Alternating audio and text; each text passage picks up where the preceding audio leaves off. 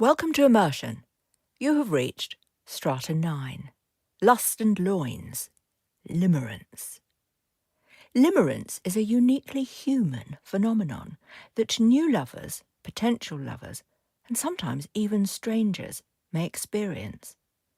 Limerence is a state of mind, not solely romantic, that typically includes persistent, sometimes depressing thoughts and a deep yearning for the object of one's affection.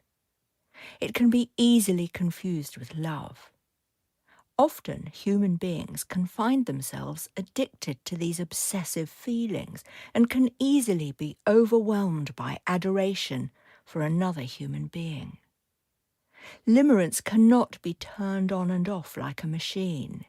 It can come from nowhere and disappear without logic.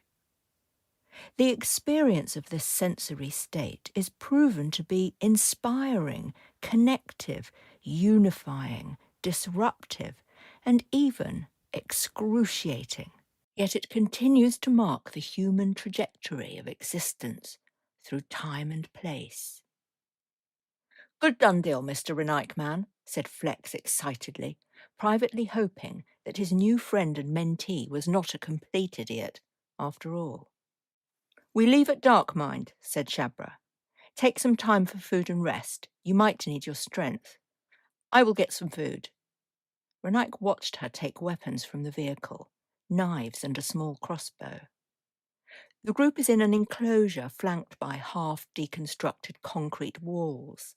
There are large metal containers lying around with shrubbery and foliage trying to make a stand against the man-made environment.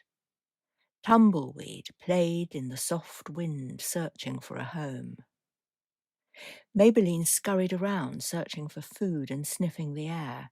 She could smell something sinister, the scent of danger, as Renaik studied her movements. Flex kicked some redundant ashes by an upturned metal water tank.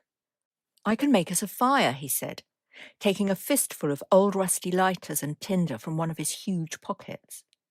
His brightly coloured patchwork overcoat seemed to store an abundance of useful things. There were small pieces of mechanical paraphernalia, vintage innards from old antique items, little motors, motherboards and old PC parts. There were secret pockets and compartments for weapons, and a waterproof lining held everything together. "Do you take all these things everywhere you go?" asked Renaik. "Yes, sirree. Some days man done got to make a swapsy trade, and other days, well, there are enemies. They kill for the fun of it. Everything has a use in the zones, brother. You learn that quick here." Maybelline found a water flow from a pipe tucked in the grass and took a long drink. Renaik began to pace. "Shabra is taking her time," he said, standing near the opening of the enclosure. "She'll come. She's hunting, 'tis all, my friend. You got attached already?" Renaik stared at Flex and mumbled, "We need that ride." Then he checked Pos, whose signal was intermittent. "What are the signs of being attracted to somebody?" Pos took a moment to compile an answer. "Do you mean human responses?" "Yes, yes, yes, of course humans," replied Renaik. Pos continued. "Nervousness around the subject of the attraction, extended thoughts about the subject, obsessive thoughts beyond normal curiosity about the subject, insomnia due to obsessive considerations of the subject, anxiety over possible outcomes of imaginary scenarios involving the subject, a desire to touch the intimate parts of the subject, dreams about the subject, fantasy-building scenarios between the human and the subject, being overly concerned about—" "Enough," said Renaik, irritated with the voice in his head. Finally, after an hour or more, Shabra returned. She carried 2 dead badgers from a hook on her belt. Renaik watched her as she washed a wide glinting blade under the water that flowed from the broken pipe. Shabra hid a knowing smile as she turned and dried the knife across her glutes. "This water's good. Your rat is a good scout for provisions. We can fill up the tanks and the flasks before we go."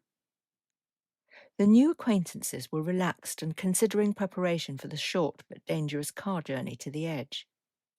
Shabra checked the vehicle's mechanics.